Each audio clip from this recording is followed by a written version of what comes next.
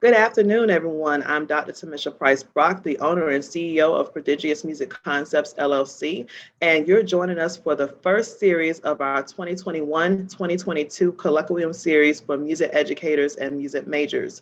I'm joined today by Dr. Patrick Moore from South Carolina State University, Dr. Myron Brown from Winston-Salem State University, and Professor Charles Conner from Tucker High School. Today, we're going to talk about communicating with administrators, helpful tips for K-12 and higher ed professionals. So I would like to start first with some brief introductions. Dr. Moore, if you would tell us a little bit about yourself. Oh, yes. Good evening. My name is Dr. Patrick Moore. I am currently serving as the Director of University Bands and the Director of Percussion here at South Carolina State University. I did my bachelor's degree at the University of Arkansas in Fayetteville, my master's at Texas Tech University in percussion performance, and I completed my doctorate at Abilene Christian University.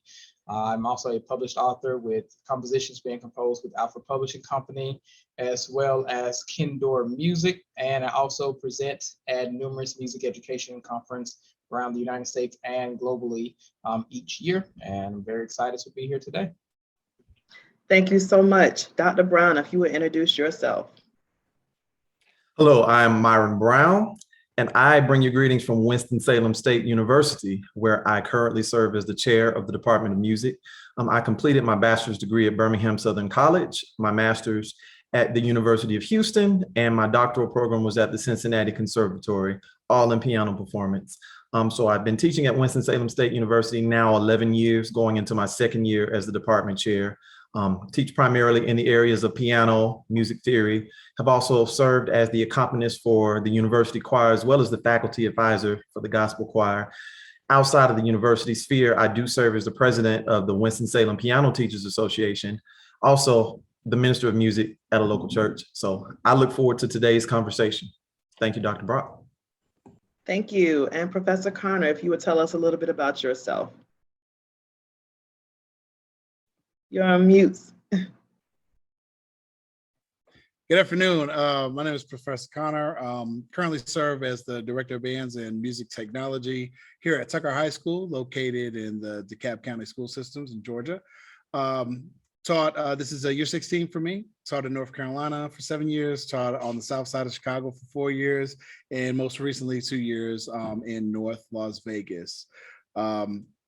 Studied at Fayetteville State University and North Carolina A&T State University for my bachelor's degree. Earned my master's from Vandercook College of Music, located in Chicago, Illinois, and just an advocate for music education in kids, in any capacity. Indeed, thank you. And once again, I'm Dr. Tamesha Price-Brock. I received my Bachelor of Music degree from Virginia State University, Master's of Music Education degree from Norfolk State University, and my PhD in Music Education from the University of North Carolina at Greensboro. I'm in my 18th year of teaching. I've taught all over in Virginia, North Carolina, South Carolina, Georgia, Mississippi, the state of Washington, and currently I am in Nevada. So we thank you for joining us today. And again, our topic is communicating with administrators, okay? So we're gonna jump right into it. As we embark on the new academic year, what are some important things that we should consider when communicating with our administration regarding our academic resources and needs? And I feel this is especially important coming back off of COVID into a full face-to-face instruction. So what are some things we should consider when we communicate with administration regarding academic resources and needs? I'll start with Professor Conner.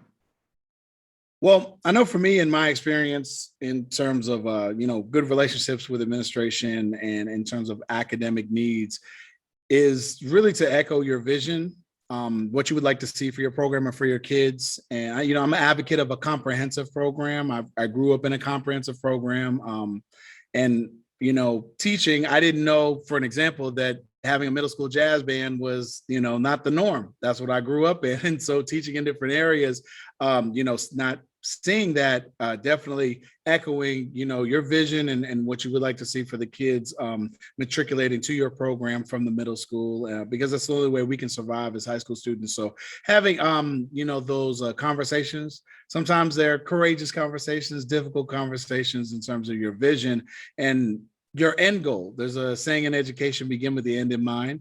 and where you would like to see your kids when they leave you. And, just being on the same page, because sometimes your administration, they just maybe want the band at the football games or at the pep rallies, and that's it. Other administration, hey, we want you to do national performances or more community-based performances. And so it's definitely important to have that conversation early, so there's just no friction, moving forward in terms of your vision and then their vision for the school. Indeed. Thank you. Dr. Brown, what about you? Well, I will echo what my colleagues have said. That communication piece is of utmost importance. I think it's important that you follow your administrators' expectations. However, you have to let them know the things that they may not know, because their discipline may not necessarily be music. You also have to keep a close look at the university strategic plan, or even if it's a high school, attach everything to the vision, the mission of the school. If you are accredited by a certain organization, make sure you keep their goals and their aspirations in mind, so that everything has something that you can tie it to, some quantifiable evidence as to why you need the things that you're requesting. And it all goes back to student success. If a principal or a college president wants a certain thing, a certain outcome, you say, okay, if this is what you want from my department, this is what we need to accomplish that. Can you make it happen? And what that does is make sure that the lines of communication and expectation are clear in both directions. And it also takes the burden off us as professors to just teach and leave the financial piece to our administration. Indeed. Very good points. Just being in line with what the goals are of the university or your institution or your school district. That's so important. Dr. Moore, would you like to add to that? Yes, Dr. Brown really kind of, hit the nail right on the head. Me in my position is a little unique, because not only do I serving, as director of bands and percussion, but I also have a huge administrative part that also wraps into my position. So I'm always in meetings with the university provost, faculty senate, and things of that nature. So one of the other things I'll add in when bringing the evidence of what you need for your program, you want to bring things of what has other research has shown, that programs need in order to function. I've sat on a lot of committees since COVID has happened, as far as understanding air quality, aerosol studies, all things, mental health studies for the students in need. And so it's important to not only bring to them, your vision and what you still want the program to be, but also just say, this is what my students are going to need in order for them to function throughout this academic process, because COVID had a huge impact on students, more than what a lot of people believe. The important thing is, and again, Dr. Brown said this, don't just come to them with words, bring them, studies, bring them evidence, because it's a lot harder to argue with evidence is presented as to why you need something, instead of just bringing words. One of the things I learned early on as an administrator in my past positions is administrators, they function off of information given to them, not just words. If they can see numbers, they can see breakdowns, it's more relatable, especially if they're getting information in an area that's not their specialty field. So at any point in time in which you can bring them data charts, graphs, even if it's just surveys from your students, surveys from other institutions that are similar to yours that you're currently at, showing how things are impacted and how they can grow if they have certain items, you have a better chance, I believe, of your administration stepping up, because I don't think any administration wants to say, we're last place in this because we didn't support our program in so many things. So when you can show them right now, hey, we're here, but we could be here,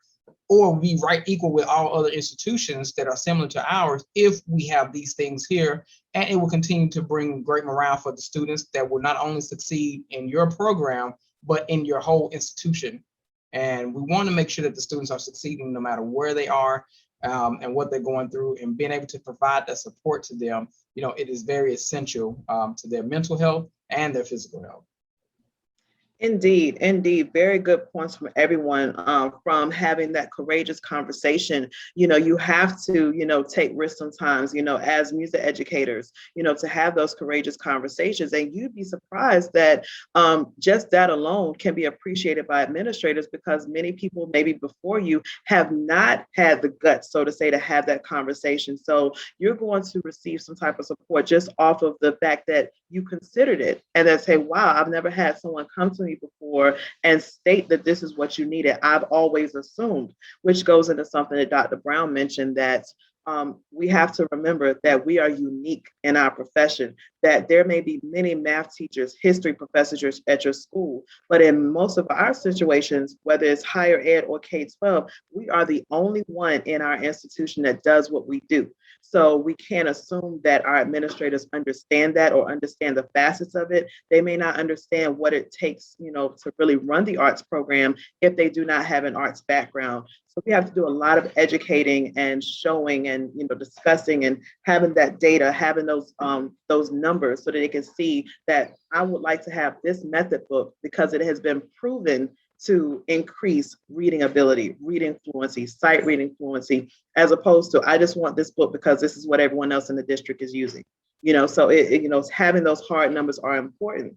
I also like the fact that Dr. Brown mentioned, and I think Dr. Moore mentioned this as well, that it's very important to have your goals and things in line with the missions, the visions, the standards, or whatever the focus is in the strategic plan for your institution or your school, or to be in line with the goals and standards for your accrediting organization, be it SACS, be it NASM, be it CAPE, or whatever you're doing, TPA standards, making sure you're there and that your goals align with that. And also, just as a school board, what is the vision for your school district? Is there a theme that your school district has for the year? And how can the resources you're requesting support that vision or support those goals? So thank you for that. When it comes to, we're talking about academic resources and being in line with the vision, how will we approach our administration, because these things don't come for free. How do we approach our administration when it comes to conversation about budget? Sometimes you'll have an administration that will ward you off before you even come and say, hey, before you ask, we don't have a specific line item for your ensemble or your group. We have a general fund. And then you'll be in some instances where they have a specific budget for you, and you just have to figure out the best way to have it allocated amongst the many ensembles or courses you teach. So how should we approach conversations with administration when we're talking about program budgets, meaning the total music department, total music program, and then our ensemble budgets? So I will start with Dr. Moore on this one. So one of the things I have done in past experience and things I currently do now is I always tell my students, you need to develop more than one type of a budget. You should develop a luxury budget, an I want budget, and an I need budget now. I need budget now and I need budget long term. So when you go to your administration, you're giving them essentially options, because administrators also do love options. It gives them a little bit of flexibility to see how they can stretch and make things work.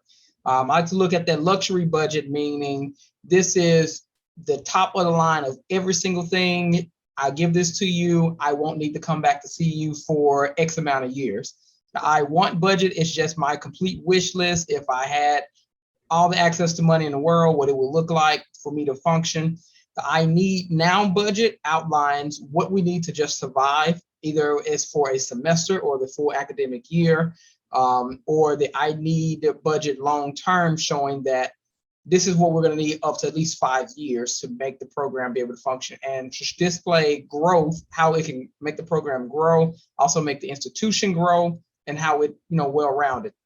As an administrator too, I like to just show, again, how it's going to make the students be successful in their career and their time here at the institution. And then also look at, based off what our other institutions have and what are they doing.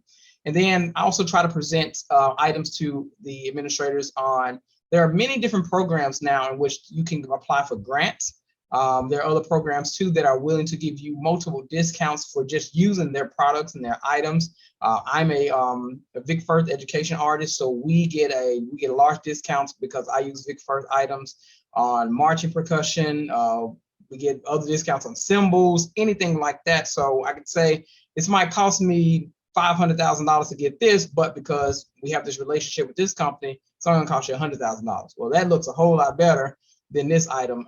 And a lot of places too, you can always call and they're willing to just give discounts on different items as well. So give your administrators different options instead of just giving them, well, here it is right here, and then go from there. I want this. Also, I think you have to take the emotional aspect out of it as well, because you have to realize that they are dealing with only so much money. So understanding that, yes, even though you want all of the money, because we all want all the money, if I'm just being honest, you're not going to always get it. So once you remove the emotional aspect and they see that you're being flexible, which is why I like to present them with multiple options, I've realized that I've been more successful with getting the things that I actually need. And sometimes, particularly working at the collegiate level, it might be as simple as they can't get it for me, but they know someone who's willing to donate the money to ensure that we get it. And that going that route has really helped. So definitely have options. Again, multiple budget items, have at least 3 or 4 different price quotes on items, but make it known, you get what you pay for. So say, hey, if I purchase this one, I want you to know 2 years later, I'm going to be right back in your face. But if we buy this one, you're guaranteed at least 5 to 10 years where you won't have to see me asking you for these type of items. That gives you, again, your administrators a little bit more flexibility, and it shows that you're willing to search other options and you're willing to work with them at the same time. Indeed, but it also shows that you're knowledgeable too, and that you've done your research. It goes back to what Professor Garner said about courageous conversations, said, hey, if we get this, we can do it, but I'm gonna be right back here in 2 years. It's giving them options, but it's also having a playfulness on your firmness, with just saying, yeah, we'll go with this if that's what you say, but just know I'm gonna be asking for it in 2 more years. So you're given options, but I always loved to equate it to the movie. I love the Jacksons and American Dream movie. My favorite part in that movie was when she was trying to convince Berry Gordy to sign this. Said, I'm looking for a slow yes instead of a fast no. So when you're given those options, you're almost eliminating their option to say no, because you're going to guarantee they're going to say yes to one of your options. So you're still going to end up with something that you asked for, something that you needed, instead of walking away empty-handed. So very, very good points there. And I love the fact that you coined it like the luxury budget, and then the I want, the I need now, and the I need long term. I think that having creative terms for it and just thinking of it in that way, it kind of opens up our mind, and it allows us to say, okay, yeah, I can do that. It makes it attainable, and it makes it easily relevant to the people who will be joining in and listening to this webinar. So thank you for that. Dr. Brown. Okay, I'll just follow up off Dr. Moore. That was a really good analogy that he used with the luxury budget, the want budget, and the need budget. But if I could follow up on that, I would say that as administrators, as professors, as ensemble directors, we need to be honest with ourselves and honest with our administrators about what is a want and what is a need. I have to echo you again. We have to take the emotion out of it. Yes, we might want the top of the line instruments, uniforms, everything, you name it. We might want the $3,500 IMAX in the computer lab with the latest version of Finale, but is it an absolute need? Could we get by with the $1,000 computer and last year's version of Finale, version 26 and not 27? So I think that's really important. And in addition to having options with the budget, I would say that every faculty member in the classes that you teach, the ensembles you direct, we should have some options when it comes to how we are going to achieve our learning outcomes.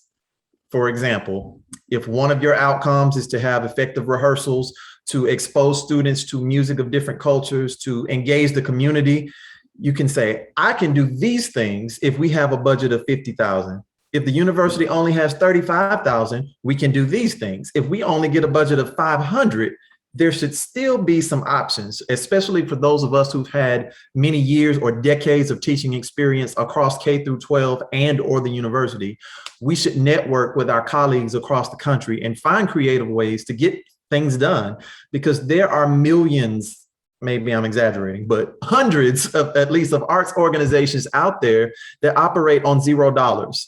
And they find community resources, they find grants, they find donors, they even go as far as borrowing equipment, borrowing instruments borrowing lights to put on a musical or a play. There's a way to get it done. If you've got a will to get it done, you just need to connect with the people to make it happen.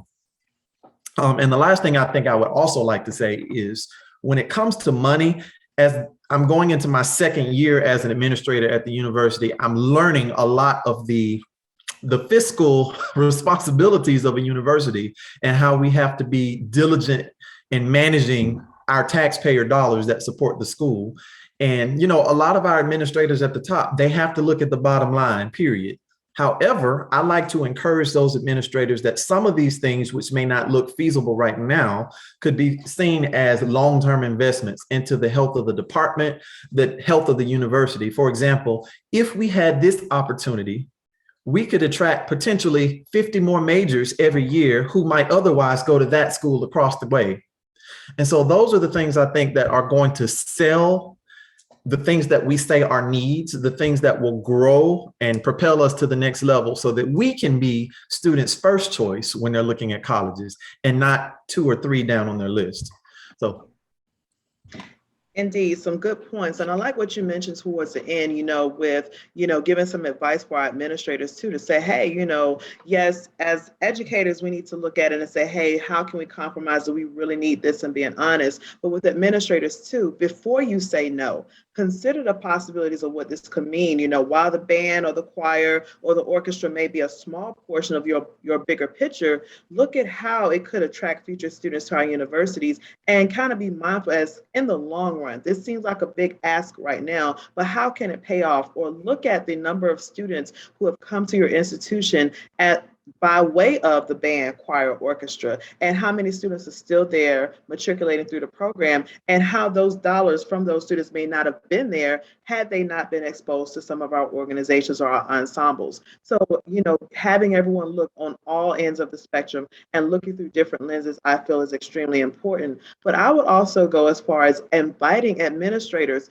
just once in a while, go and take a tour through your music halls. Go and take a tour through your facilities so that you can see for yourself, what it is we're talking about. You need to see these instruments for yourself and how the age of these instruments, the quality of the facilities, the condition of the music stands, the quality of the choir robes. Go through and take a field trip. As an administrator, I encourage you to know your campus. Walk through the dorms, walk through every facet of that campus so that you have an increased awareness. So it's not just like, oh, well, what do you need now? You're seeing it with your own eyes. And it's not saying that we want to tug on your heartstrings, but really we do. We want you to see what it is we witness and what we endure every day. So I encourage administrators to kind of get out and take a field trip. And then I encourage the music faculty to be welcoming and allow them to come and sit in your class, or allow them to walk through your storage rooms, allow them to walk through, but paint a picture for them. Like, hey,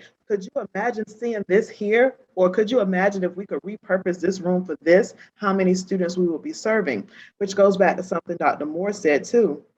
We need to really be able to show how many students we're serving with the things that we're asking for, what the learner outcomes are going to be. Everything has to be connected to a learner outcome. Both Dr. Moore and Dr. Brown mentioned this.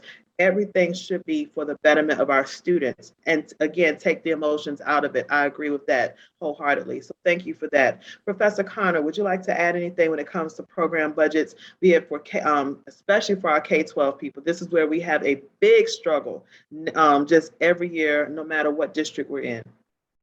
Yeah, definitely. Well, definitely want to concur with what everybody has said. Those are all great points. I know for me, and again, I've mentioned this earlier, but those courageous conversations. You may have administration that are, like you mentioned, Dr. Brock, that are from a different discipline, and they don't know how much a tuba costs. I always say you can't buy a tuba at Walmart. And you'd be surprised that, how much? 800, 900, like, you serious? And so you got to show them those things, and they're like, wow, and so having those conversations and kind of going through it. I've been fortunate to, out of 2 out of my 4, and I believe we're up next to order uniforms. I've got brand new uniforms for 2 out of the 4 programs that I've served. And that conversation has always been a tough one. Of course, typically we go through the bid, and you give options and stuff. And I always put it just like was mentioned before, like, okay, this is what I would really like. These are the other ones that we have. And there's a possibility that we could be coming back in 4 to 5 years, requesting the same thing if we go with something that just in terms of the quality is not made. And so I remember one year, it's an investment, like was mentioned. And I remember, throughout my early part of my career, the band grew so much that we just didn't have uniforms, and so we were in windsuits and t-shirts and that's what we were in, that's what we had. And it just got to the point that I had a conversation with my administration, and I got one made. Like normally a company will do one for you for free, just to give you a design. And I went ahead and got it, and it came to the office and said, hey, you're not going to put the football team out there in t-shirts and shorts. We need band uniforms. This band has been consistent for 5, 6, 7 years. We need these things. And so sometimes them seeing it, like you mentioned, seeing the facility, seeing the instruments, understanding what goes into it can go a long way, but also with that, I had a band director tell me this years ago, and I always tell my students, your performance is your biggest recruitment, not only in terms of recruiting kids, but getting the things that you need, taking care of those things. If an administrator walks in and see instruments and stuff all over the place, they're not going to give you any money because you're not going to take care of it. You're not taking care of it. And so, but if you can take care of what they provide for you and have good recruitment, good retention, and I do know that administration are very competitive with other administrators. They love to brag on what's going on in their programs and their departments.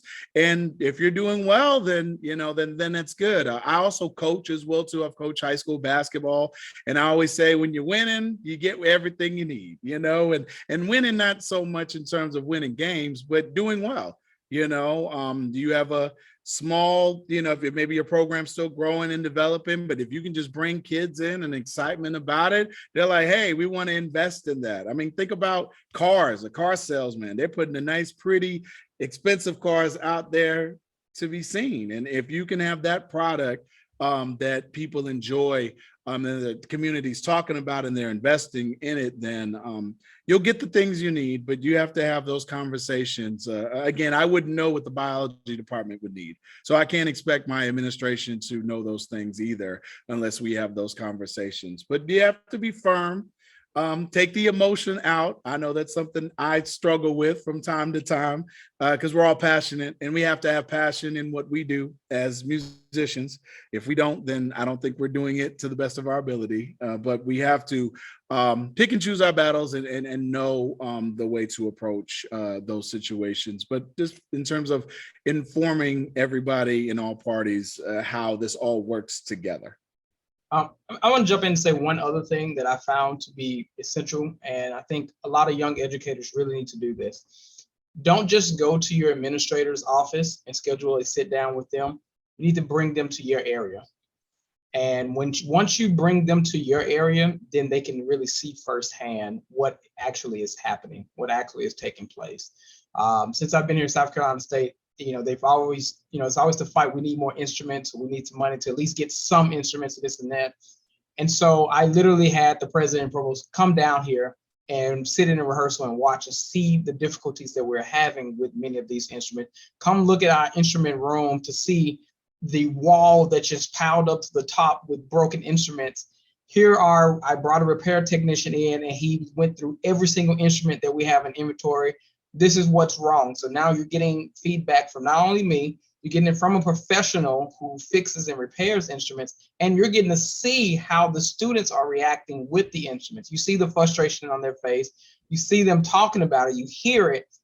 Here are pictures. Here's a whole PowerPoint, whatever I got to show you. But now you physically see, and then it goes to, is this the product that you want me to put out?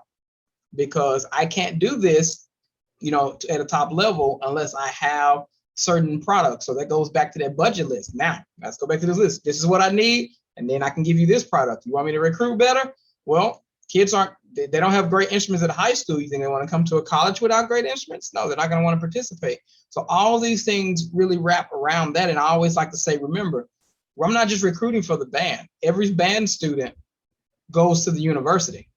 So if the band numbers increase, the university number also increase. So get your administrators, schedule a meeting, have them come down, whether they think they're just coming to see the band and this and that, and start plugging these things in their face. Send them pictures. The more you can get them to interact, let them talk to your students, get honest feedback. The one thing I can say of my students here, they are very open and very willing to speak to any administrator that comes down here in our area to discuss, whether it's something that they like or have displeasure in. And I'm glad that the administration actually do listen. But if you can get them out of their office down to your area, then they'll see firsthand again what you're doing. So it's not just word of mouth, but it's the physical contact with it and getting to see everything. Indeed, very good points. And I would even say even beyond the band room, even if it's your music history course, and we're having issues with technology, invite them to come and sit in your class and say, hey, with a smart panel, with a smart board, we could do X, Y, and Z. If we had this listening center, then they could actually engage, with the music of the actual era. If we had this streaming device, then we could actually transport them into a live concert in China. We could, transport them into a concert in the Opera House in Sydney, Australia. So, I agree, getting them to come to you definitely is a great way. One, it makes them more personable. And then two, it's just not another meeting, because they've had so many meetings with other people at the university. So they're just treating it as something on their calendar. When they come into your space, you're inviting them into your home. So now it becomes a conversation as opposed to a meeting. Okay, so definitely that's really, really, really good advice. Professor Connor, you wanted to add to that? Yeah, just right quick. I know one thing that I've done, and I took it from a page from another band director. As soon as I get T-shirts, my principal, all my admin, all of them have it so they can feel a part. Not only, for them, but also the students, they see that they're invested in them. I've just always done that. And that's always helped kind of breed that relationship, not buttering them up, but saying, hey, like, thank you. A T-shirt can go a long way. And so just those little things, or even I had an administrator, I had him conduct the alma mater at the end of a football game one time, and that was a big thing. Just those little things can go a long way in building a healthy relationship. What you don't want is to have a bad relationship with your administration, because you just feel like you're taking one step forward and three back. Indeed, definitely. But even, you're purchasing that stuff half the time with school funds anyway. Your entire Falcon administration team and your bus drivers, when you should always be marketing for your program too. That's a shameless plug on marketing. But when you're traveling out with the band or choir, whoever's driving your bus that day, I know they have uniforms to say, hey, I understand that you have a uniform that you need to wear, but would you mind sporting our T-shirt or sporting our polo at this event for this day? Would you mind affixing our band or our choir logo to the side of your bus or to your windshield for this day? And that too will also speak to administration that you're getting community buy-in. When they see other people supporting you, they don't want to feel left out. So I even went so far when I was at Elizabeth City, we named our the Battle of the Bands was the Chancellor's Battle of the Bands. We named our spring concert the Chancellor's Spring Concert. And then that way, one, they have to come and show up because their name is on the concert. So they and their entire cabinet come to your concert, and you have VIP seating for them in the front row. They don't want to be showing up. They don't want someone to ask, well, why weren't you there? And then, of course, always talk about your upcoming events, talk about things that you're trying to do with the program as well. But of course, keep them informed. I love the idea of sending pictures, inviting them down to see, letting them talk to the students, and of course, reminding our students to be respectful, but also be honest with the things that you're experiencing, especially our music majors. This is your livelihood. This is your profession you're going into. Talk about what you feel that you're not getting, and talk about what will make you more enticed to stay there and complete your program, because we're losing a lot of students that transfer because we're not meeting their needs. sometimes as simple as a resource. I don't have adequate practice room time. I don't have an instrument that works. I don't have access to this, but my best friend goes to such and such a university and they have access to this. And we're the same size, or we're in the same city. Why is it that this school across the street has this, but we don't?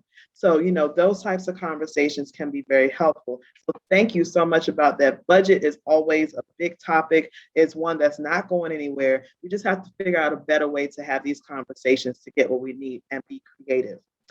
Next question. Now, a lot of times I mentioned, we are often, even in 2021, many of our schools, be it K-12 or even higher ed, surprisingly still, are one-man or one-woman shows. And we're not just talking about band, we're talking about choir and stuff as well. A lot of our choir directors are their own accompanists. Some of our accompanists or some of our piano instructors are overtaxed in the department. So how can we, as educators, better communicate our needs for support staff or volunteers with our administrators? Because in their eyes, sometimes they see an entourage. We need to better communicate how these people are essential. That's been the biggest term since COVID, is essential personnel. So how can we communicate the need for essential personnel for our programs with our administrators? I'll start with Dr. Brown on this one. Okay, I'm going to go back to something that was said earlier and just apply it to this scenario. We need to be honest about what we need and what we want. It depends on the program. If your choir only has 12 students, you may be able to get by with just you, and you're the director, you're the business manager, you're the accompanist. However, if your choir, your band has 150 plus, that's a different scenario. So I think we need to be honest, we need to be transparent, and we need to clearly delineate what the needs are, how many staff you need, and what each person's role is. I think if we communicate to our administrators exactly what each person is going to do, when they're going to do it, where they're going to do it, and that basically is arguing the case as to why you cannot successfully or effectively do it on your own. And once again, I also think you should present options. That's kind of the word of the day right now. Options to your administrators on, well, here's plan A. We can hire 2 or 3 part-time staff to assist with XYZ, or we can hire 1 full-time person to handle all these responsibilities, or maybe we can get some alumni volunteers to do XYZ, or perhaps add some scholarship work responsibilities to some of our students. So there's more than one way to skin a cat, but I think it also goes back to what you said earlier, Dr. Brock. Many of our administrators come from areas that are outside the fine and performing arts. So they have no clue what goes on behind the scenes to see the choir shine at commencement or to see the marching band shine at the homecoming football game. So we have to make them aware of that. And if they want to see more of that, this is what we need to make it happen, so that we don't get burnt out trying to be a team of one. Indeed, burnout is a real thing. It is a real thing. And I hear these stories every year. I really applaud what you said, by identifying each person's role. A lot of times we communicate we need help, but we don't identify what type of help we need. And then clarifying those roles is not only beneficial for our administration to give us what we need, but it is also beneficial for those we bring in to assist us so that they know what their role is. They know what their purpose is for being there, because in the event we can't pay them a full-time salary, they need to know that their time is not being wasted, and that they're not stepping on anyone's toes as well, and they're able to effectively do what they've been brought there to do. So I definitely applaud that. Professor Connor, how about you? How can we communicate our needs for support staff and volunteers? Because on the high school level, unless you meet in this district 240, you don't get an assistant. So what can we do? Well, what I like to do, and again, it's just kind of my background of not only being a former athlete, but also a coach. I direct their attention to the football team. You have a head coach, you have a defensive coordinator, you have an offensive coordinator, you have special teams. All these individuals work for the greater good. Now, like Dr. Brown said, if you only got a few people, then, so be it, I've had some moments that when I was in Chicago, I didn't have a drum tech till my 4th year. So I was doing drum line rehearsals on top of everything else. And so to any of our listeners that are, future band directors or current, learn as much as you can. Learn as much as you can, because you may get stuck by yourself. I've taught choir before because we didn't have a choir director. I almost got snagged in the strings one time, but fortunately we found somebody. But seriously though, I make those comparisons again, making it relatable to individuals, even administrative. You as a principal can't run the school by yourself. So if I got a lot of kids that are here and invested in this program, I can't be everywhere all at once. I had a band director tell me this, and I share this advice to everybody. You're crazy if you think you can do it by yourself, and you have to have help. But like you mentioned, Dr. Brock, it's got to be fixed. Okay, this person's working with my woodwinds. This person's working with my brass. This person, and sometimes, and this is just being honest, sometimes we don't do a good job of putting the right people in place for the right reasons. And administration look at that and they like, you know what? No, that person you had didn't do right by the school or the kids. No, you've lost that. And so sometimes we can't have our best friend and our boys and people we were in the band with, and sometimes colleagues, we can't do that. It has to be individuals that understand your vision, the purpose, and understand that in the end, as the director, or even the administrator, you're responsible. You know, you get all the glory, but you get all the shame as well too. You know, if things go south, and so it's important that they see that comparison, because no great coach, I don't care if Phil Jackson had Tex winners, you know, there's always somebody, you know, else that's helping out to make something great. And I think we mentioned it earlier before. You look at some of these other programs. This university has this person, and I think sometimes even as being a two-time HBCU alum, sometimes we get stuck of just having, you know, one individual and burning that one individual out, and they don't understand, you know, how much help that we need to make it, you know, to make it work. But if you go to sometimes our predominantly white institutions, our PWIs, one person does the symphonic band, the wind ensemble. One person does the athletic band. Well, you know, it's made in a way that makes sense. And sometimes we I think it's going to be a topic of a future dissertation is we create the monster. You know, we create this monster and we burn ourselves out, and then we wonder why. You know, that's why individuals like Dr. Foster and them were just amazing, putting pieces.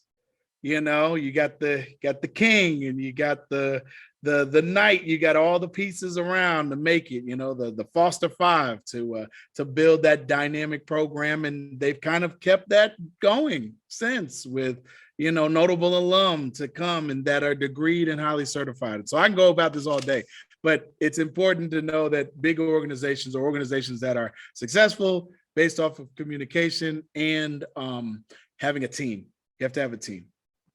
Indeed, you have to have a team, and Safety, that burnout. Safety. Yes, safety. Of course. Of course, many heads, you know, you have that checks and balances system too by having a support staff too. But even I think one thing we forget to realize is that outside of the job, we have family lives, and many lives sometimes can be, you know, inadvertently destroyed, you know, if you are married to your job, if you do not have the help that you need. Health issues, personal health, mental health, you know, is a big thing when you do not have the support you need, and you have to take all of the weight upon your shoulders. So I think being able to communicate that too, and from a clear space to our administrators, I think they can relate to it, especially when understanding, you know, the value of family and the value of longevity in your profession. You know, no one wants to have your job be your demise personally or health-wise, or, you know, just mentally be your demise or your downfall. So thank you. Dr. Moore, would you like to add to that about communicating the need for support staff or volunteers? Yeah, so I'll start with saying when I first got to South Carolina State in 2018, one of the first things I did with my band staff is I let them know I'm going to be evaluating everybody, because, you know, this is the staff that I really walked in with, and just seeing how everything was, you know, going to work out and what the actual structure was. That first year, everything was good. I started to slowly implement some changes of things that I thought would make us function better. So, you know, yeah, in some cases, we didn't need so many people working in one spot. So we needed people to shuffle some people around. That next year, the administration wanted to know, you know, we got to make budget cuts, you know, here, here, and here. You know, who can we cut on your staff? Why do you need a percussion instructor to do drumline when your background is in percussion? And what I think, again, this goes back to the administration not understanding how the fine arts and things work and what all it takes to actually serve in a position as the director of band. You're at the very top. It's more than just, all right, I'm starting rehearsal, let's go. You're dealing with students who are having breakdown in the middle of rehearsal. I'm trying to make sure students are cleared to be in school. Make sure their financial aid is done. Do we have all the correct music printed? Is this happening? And so I literally, developed a whole chart, just like you would on a athletic staff. Who's the head, who's second, third, and everybody's position of what they're going to be doing. And then it literally took another day of bringing some administrators down here for one long rehearsal to say, now I'm going to show you why I can't do every single thing. And because I'm never in one exact spot for an entire rehearsal. I might start off inside warming up the band, but then, I'm off the podium because I need to check on all the kids in the band that day. I need to pull some of them out because things we need to fix, before school starts or in the middle of school start. Then I need to go to the drum line. Okay, drum heads break. Now I got to change drum heads. Somebody's got to do that. Oh, instruments break. Well, if I don't have an instrument repair person on staff who can do that, now I got to go try to figure out that, and get it fixed. Okay, now this is happening with this student. And so once they saw that I'm pulled in so many different directions, it kind of clicked of, okay, great. Yeah, you can't do it. And then it references back. How many times do you think the head football coach is literally running the entire football practice? He can't. And then we're not even talking about the idea of, I still got to work with alumni. I still got people who randomly show up that want to talk, who may want to be donors.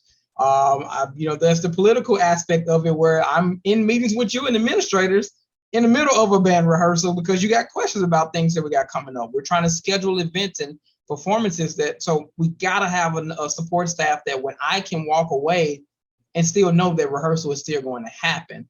Because if you work and, working on just one person doing all of that, I mean, band, choir, anything, it will never function. And I know every single institution is different, but you've got to have a structured outline of detailing what everyone's specific position will detail and how you still get to oversee all of those items at the same exact time.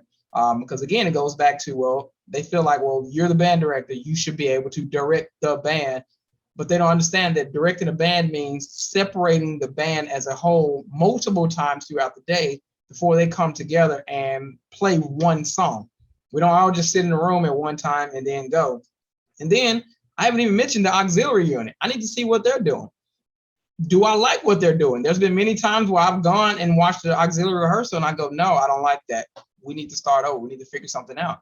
I got to go to my dancers. Hey, what's Champagne doing? I don't think that's going to be appropriate. That's not going to be received well. What are you wearing? Okay, now I got to go back. Do we have all our uniforms? So it's so many small entities that takes us away. And I tell the band, there are times where my job literally consists of 90% administration, 10% actually doing music, where I wish it was flipped, but that's just the reality of it because of how things are run and how things are structured. And your administrators have to understand this is why you need that support staff. This is why you have to have certain volunteers in certain areas because this is also the specialty area. So even though, yeah, I am a percussionist, I can't spend all day with the drum line because everything else could start falling apart and then I got to run away from that. Then what do I do with the drum line? So they have to understand how our world actually works, whether it's band or choir. And again, unless they come from that world, they have no idea how it actually functions. They just see it from the outside. And I even tell them, even on football game days, yeah, I'm not on the ladder directing the band because again, I'm still talking to alumni. We always have alumni that want to come in, they want to donate funds. So I got to talk to them. Otherwise you can't get the money.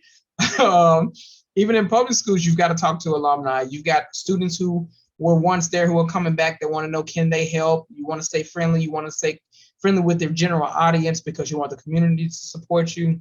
And these are all things that your administrator has to be able to know and see that you actually do. So your job as band or choir director consists of you doing way more than just that actual title.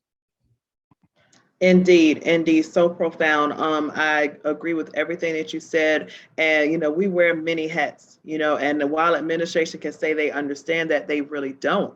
It takes a whole lot, whether it's band, choir, orchestra, the logistical side, the ordering buses, the ordering food, even game day logistics. They think you're supposed to just put on your uniform and be ready to go. You have to coordinate with the police to block off the street. You have to make sure that no one's sitting in your seats when you get to the stadium. The game is going on. Is it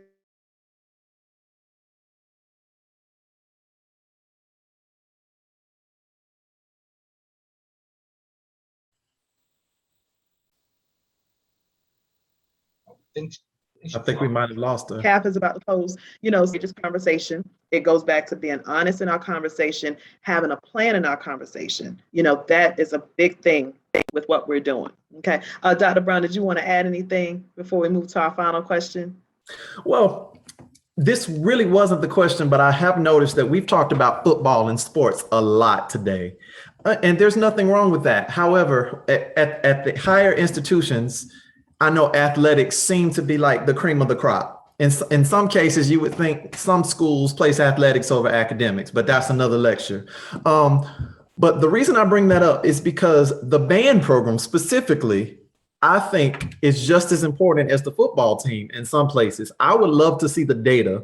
I would love to ask the students and the fans, how many of you actually come to these games to hear the entertainment? Because the administration has to look at that. We are ambassadors. The thing that you said earlier about uniforms, about traveling, if it's a concert band, if it's symphonic band, if it's a concert choir taking a spring tour, all of these things are marketing, advertisement, recruitment for the universities. A lot of times the band and the choir are not just the face of the music department, but in many cases, they're the face of entire universities. And I think administrations need to just take that into consideration. Some things you may not be able to quantifiably tie to a number unless we go out and do some research, but that's the truth of the matter. And although many people may look at what we do as merely entertainment, we all on this call at least know this is a discipline, it's a study, it's an art form. And if we look back over the last 18 months, especially the early part of 2020, when 95% of the world was locked down, we literally helped defeat depression. People were entertained by musicians, by actors, by singers for the whole pandemic. But that's another conversation that I'll talk about later. But I think that's an important thing that we approach those subjects with administration to let them know how useful what we do actually is, the things that we can't really put on paper. But I'll let you continue with the next question, Dr. Brown. One thing I want to say, Dr. Brown, you made another great point. Yes, the marching band always seems to be a great entity for recruiting. One of the things I made a mission was I wanted to show all of our ensembles here at South Carolina State. So I had a goal that, if we can perform at these state conferences, we open the door not only to our students to a whole new world, but we get to see other people get to actually see, how great the entire department and the structure of our instrumental or music program in general is. And we got to perform right before COVID shut down. Our wind ensemble performed at the South Carolina Music Education Conference. And the students were even shocked at how many other educators would come just to see them play. And they played great. And those educators told their students about it. So their students can see that, yes, you can go to college, you can do more than just marching band, but you can also do concert band, you can do wind ensemble. And it also showed the administrators, when I sent them the video of seeing the hundreds of people who showed up to watch us sit in one spot and play great music, they couldn't believe it. And I had to show that, yes, we entertain a lot with the marching band. We have other entities too that we have to make sure we fund, because they're going to recruit just as well as the marching band will for the institution. And again, we're not recruiting just for band. All those students are going to the institution the entire time. So not only does it make us look good, it makes you look good as well too. So we have to support every single thing within the area if we want to make sure that we're going to function as a whole. I agree. And I can jump in there one more time. Dr. Yeah, go ahead. I think administrators need to know, especially since we're talking about marching band and football, when it's not football season, they need to know how important symphonic band and wind ensemble and these other smaller ensembles are, because they help develop that musicality when there's not a halftime show, when there's no drills and no dancing and no chants. where did those students really develop that musicality that they then take into the marching band? So they've got to support all of our ensembles if they want quality. And I'll stop there. Exactly. And that what both you and Dr. Moore said, that is in one of the webinars I have later on in the season, talking about the holistic approach, or revealing the holistic department, to really strengthen our music majors and music educators. It goes back to something we said before the webinar, in our preview, just how we need to make sure that we are as competitive, or that we're providing the same quality experience at our HBCUs that our students are receiving at other institutions, and that we have a holistic department, and that we're showcasing that for our students, we're showcasing that for our future recruits, but we're showcasing that for the administration. Because when it comes to budget, which is one of the questions we addressed today, and it comes to making those budget cuts, when they see that your program is viable, more so than just the marching band or the gospel choir or the concert choir that's touring in Italy every year, when they can see that your strings program is doing well, that your jazz combo is doing well, your woodwind ensemble is doing well, your brass ensemble is doing well, and that is providing another outlet for students who are taking English and mass communication courses and history courses to come and see a real live concert that relates to content they're studying in their classes. Again, when we can show that cross-curricular approach and have a holistic experience for our students, everyone at the university wins. And administration can buy into that. And then it takes the first thing you do when you say, well, we need some smart boards, or we need some Mac computers in the music lab. Well, why do you need that? You're not teaching engineering courses. We need to continue to have the conversation that technology is important to what we do as well. And it's not just for investment into the business department. It's not just for investment into the STEM programs, but that it has to be a STEAM initiative, and that is just not for, the techies, it's for the musicians as well, that we need access to this technology. So I definitely appreciate that. And as we get ready to close out, this goes into the very last question, clearly communicating visions and goals for our program. I think Professor Connor said it best in his opening statement, beginning with the end in mind and having that end goal. Where are we trying to get to? Where do we want to be, and what steps do we take to get there? So I would like for each of you all to just think of your closing argument, so to say. And thinking about vision and goals, budget, and everything we've talked about today, I'll give you a small platform to just give your closing argument as it relates to what we can do to effectively communicate with our administrators this year and beyond. But what can we do to really communicate vision and goals and get what we need to change the narrative for our programs? And Professor Connor, I will start with you, followed by Dr. Moore, and rounding out with Dr. Brown. All right. Well, I think it was said by everybody in some way, shape, or form, of just bringing them into your world. We can't expect, us to function in a different discipline if we're not familiar with it, and so vice versa. And also, understanding we wear a lot of hats, but administration wears a lot of hats as well too.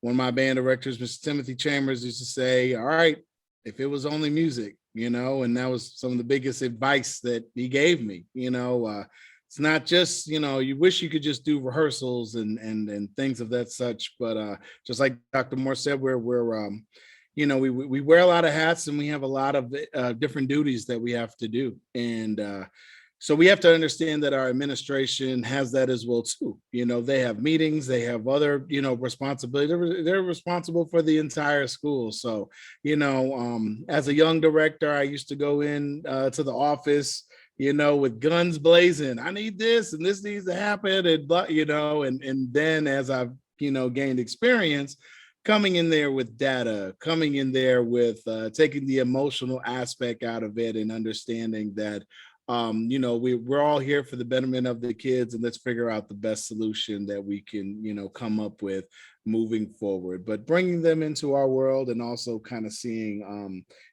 things from their lens as well too, I feel always always makes a better result versus just making it all about me, or even administrators. We might have some that are listening as well, understanding that, in order to make the school run, it takes a lot of pieces. We're an intricate part, the performing and fine arts, to a school. Schools that do well, it's proven, and there's tons of data that, our areas are thriving. And so when that's understood, then, the school can be better as a whole.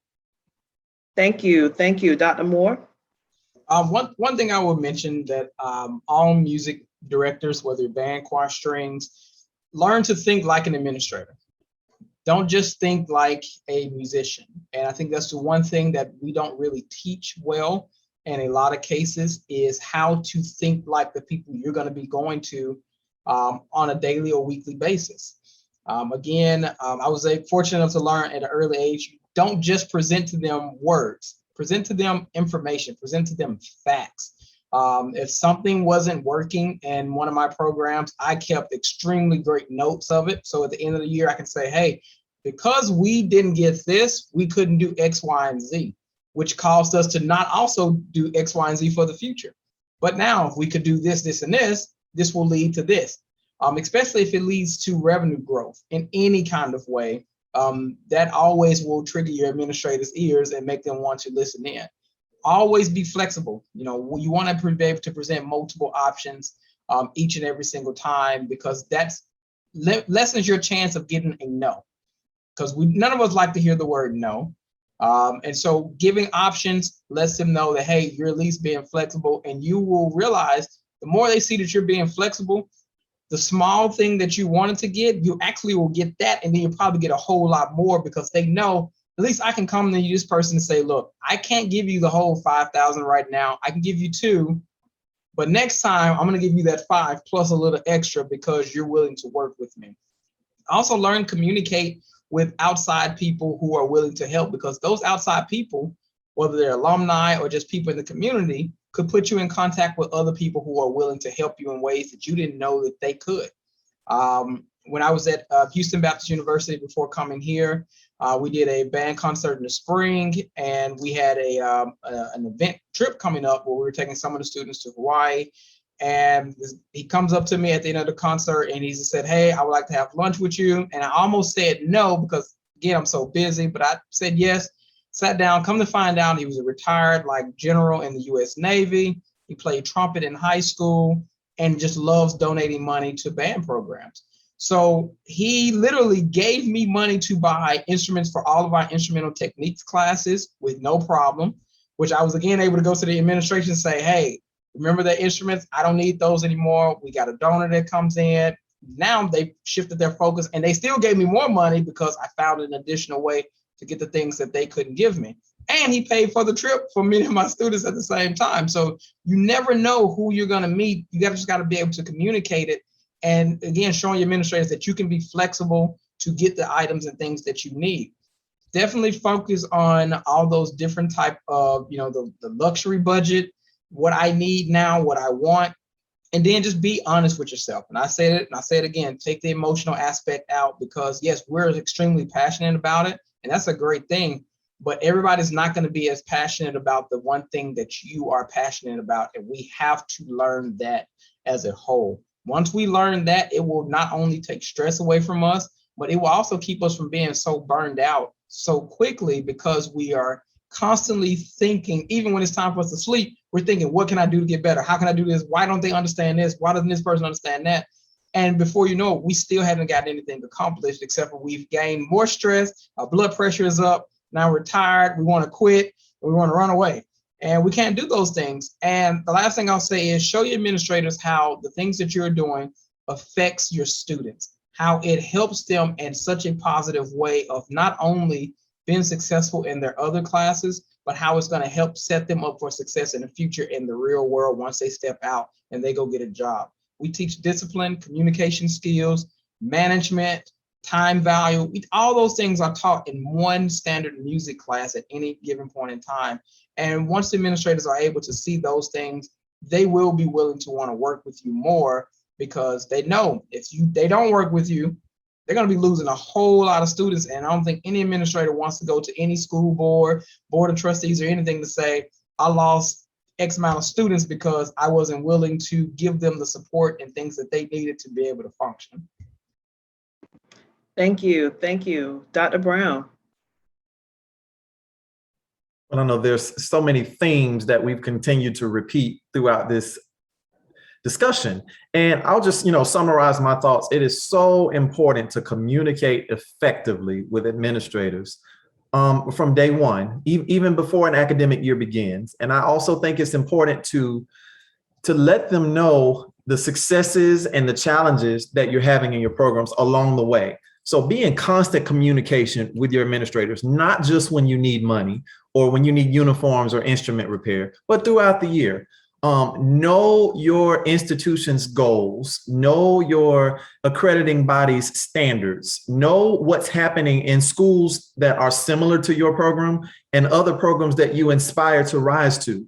Know what the standards are. So you can have some data to present to them. When you talk to your administrators, basically you need to convince them of why it would be to the entire school's detriment to let the fine arts or the music program fail. And they will eventually get on board with you once they see what will happen if we don't do it. We will lose students. These students will go there, and worst case scenario, you could even lose faculty who decide they would rather take their talents and their experiences to a university or to a high school that's going to support what they do and what they're trying to pour into these students. Involve the students, involve alumni, involve parents. Lately, I've been really into data and surveys. I've been really into going to people directly and finding out, based on your experience, were you pleased with X, Y, Z? Why not? What could we do better? Would you send your children to this program? Would you recommend your neighbors to this program? Those are the types of data that we have to look at it and be honest about it, not to hurt anyone's feelings or point any fingers, but just so that we can embrace continuous improvement. Network, share ideas. COVID has put us in a place where we're probably on video calls multiple times a day, every day. So now we don't have an excuse with distance. Doesn't matter where they are in the world. Somebody across this country or across this planet has a solution to the problem that you have, should you not get the $500,000 that you request. And show your administrators how you're able to be flexible, how you're able to quickly pivot when things don't go as expected. I think we all learned about that in March 2020. But if we can take that experience and apply it to the future, not just in terms of this health crisis, but in terms of our finances or anything that could happen, show them that we are committed to student success and we're committed to excellence at any cost. And we'll turn on a dime to make that happen.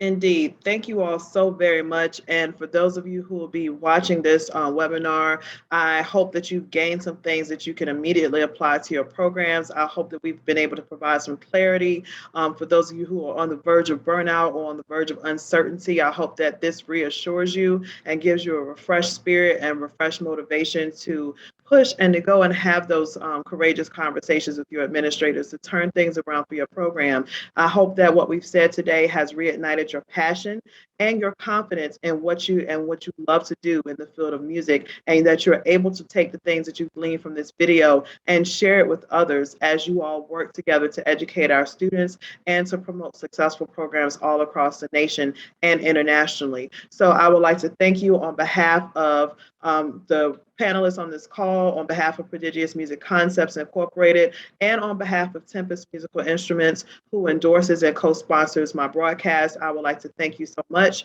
to the HBCU Nation, HBCU Smart TV, and HBCU iRadio. We would like to thank you as well to Joseph Beard and the Marcher Podcast. We would like to thank you for your continued support and sponsorship, and to Royal Designs. I would like to thank you for your sponsorship and your support as well. Please stay tuned for other series in the 2021-2022 Colloquium series, and be on the lookout for future broadcasts and future announcements about our programming for this academic year. So thank you for your time, and we thank you for tuning in to our webinar.